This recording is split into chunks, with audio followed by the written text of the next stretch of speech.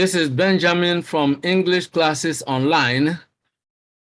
Today's video is on complex sentences and how to use them correctly.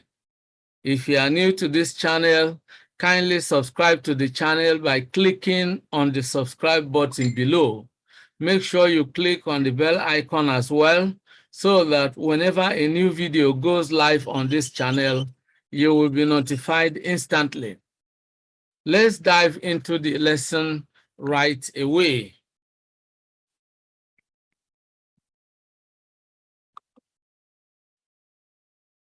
Now, first of all, what is a complex sentence? Well, a complex sentence is a sentence that contains a main clause and at least one subordinate clause. You know, a complex sentence is a sentence that contains a main clause and at least one subordinate clause. So when we look at a complex sentence, we are looking at a sentence that is made up of one main clause and at least one subordinate clause. All right, so I'm going to explain to you what these types of clauses actually stand for. For example, the main clause is also called an independent clause. It's a kind of clause that can stand on its own. We are going to give examples, all right? Now, let's look at types of clauses, all right? There are two types of clauses according to structure, namely the main clause and the subordinate clause, all right? Now, the main clause, which is also called an independent clause, has a subject and a verb and makes complete meaning on its own. For example, Mary didn't come to school today. That is a main clause, all right? Then why is it a main clause? It is a main clause because it expresses a complete thought. Mary didn't come to school today. You can put a full stop, and that can actually be regarded as a simple sentence. It expresses a complete thought. It can stand on its own. That is why it is called an independent clause or the main clause. Now, the subordinate clause, which is also called a dependent clause, has a subject and a verb, and it cannot make complete meaning on its own. For example, if we are looking for a clause that we add to the meaning of the main clause we have already stated, you know, then we can begin that second clause with because, you know, because she had a fever. Now, Mary didn't come to school today because she had a fever. So this is a complex sentence. Mary didn't come to school today because she had a fever. Now, these two clauses combine to give us a complex sentence. But then the first clause, Mary didn't come to school today, is the main clause. It can stand on its own. Then the subordinate clause, because she had a fever, is, you know, a clause that cannot stand on its own. And we can call it an adverb or adverbial clause of reason. We are only using that clause to, you know, give a reason why Mary didn't come to school today. Probably if you give this information to your listener, if you say Mary didn't come to school today, your listener might ask you, why didn't she come to school today? And so the subordinate clause provides the answer, because she had a fever. All right. Now, forming a complex sentence is something you need to understand. Mary didn't come to school today is the main clause. Because she had a fever is the subordinate clause. So these two clauses come together to form a complex sentence, all right? So in this case, we have looked at types of clauses. According to structure, we have two major types of clauses that combine to form a complex sentence. And these two types of clauses are, number one, the main clause, also called the independent clause, and number two, the subordinate clause, also called also called a dependent clause. All right. Now let's analyze the features of giving complex sentences. All right.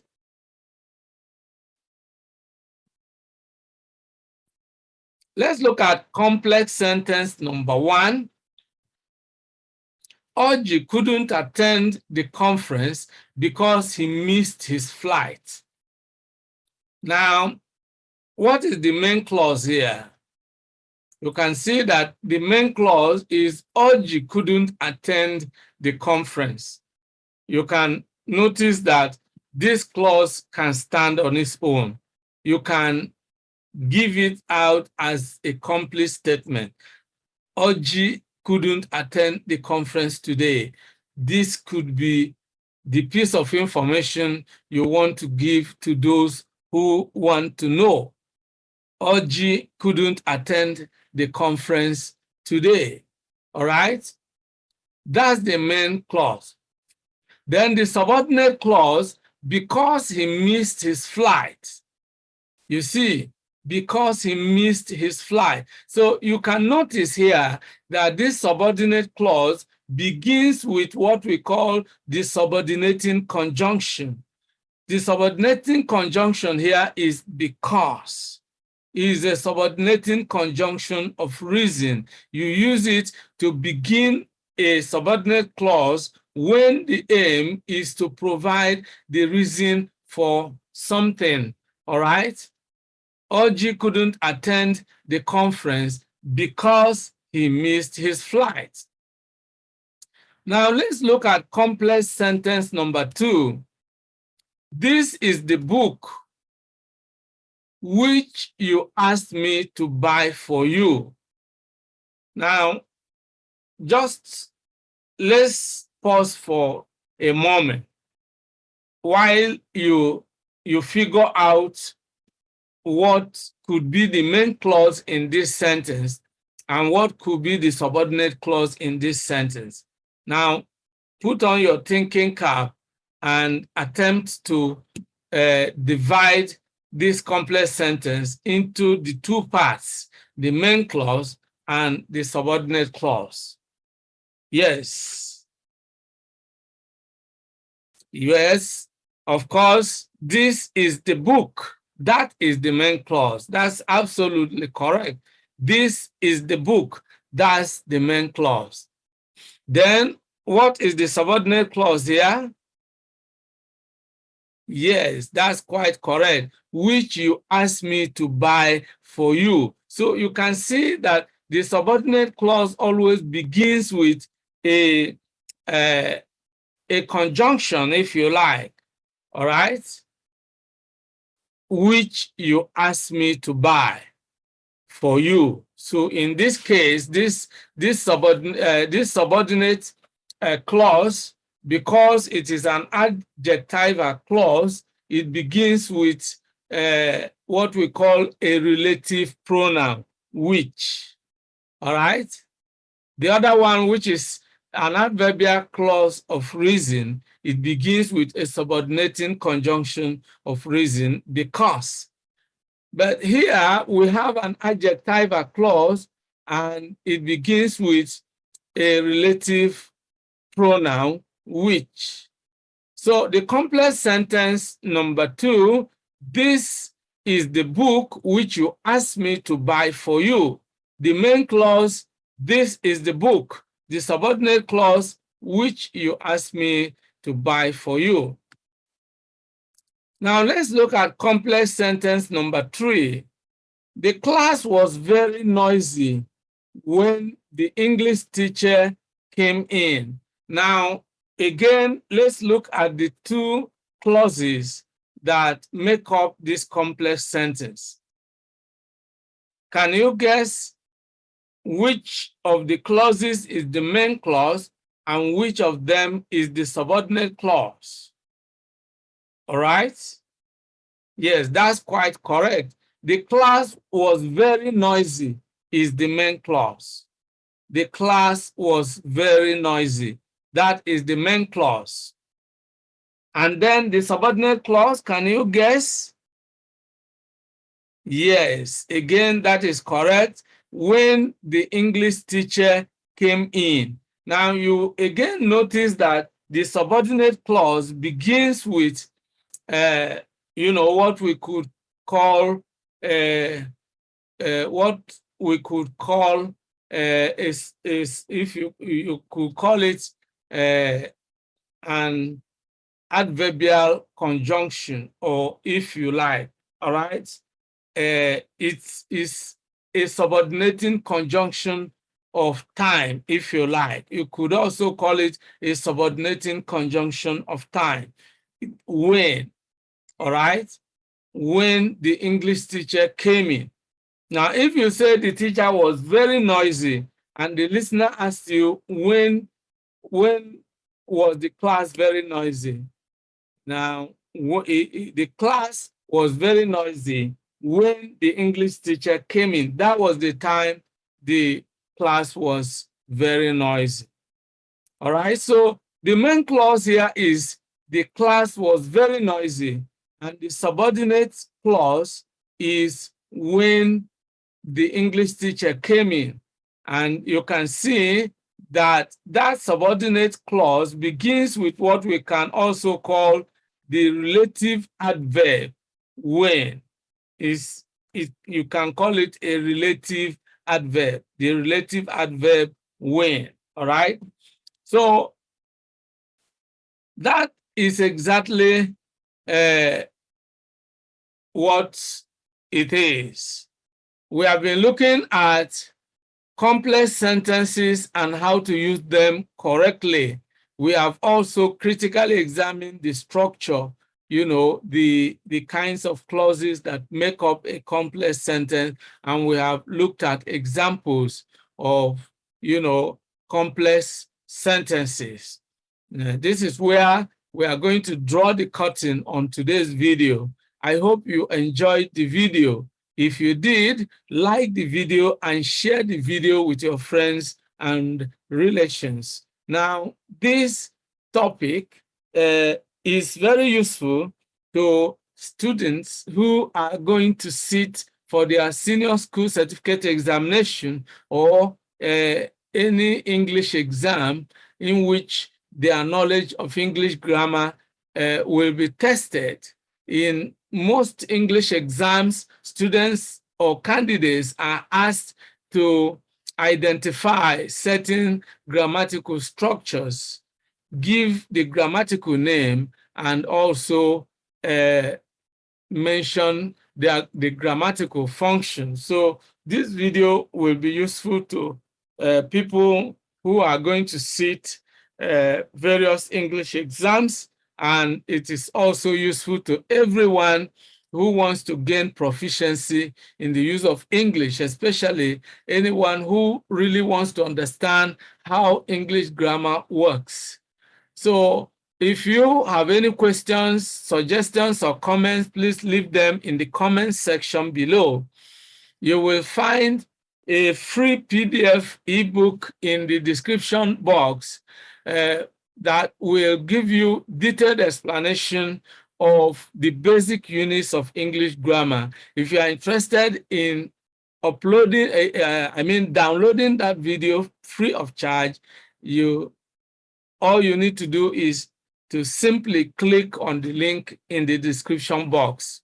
You will also find my ebook titled Good Success in English, a complete study package for effective English learning. You will also find another ebook, How to Score High in Your English Exams, yet another ebook, Good Success English Handbook, and some other ebooks. If you are interested in any of these, simply click on the link and you'll be able to download a copy of each ebook.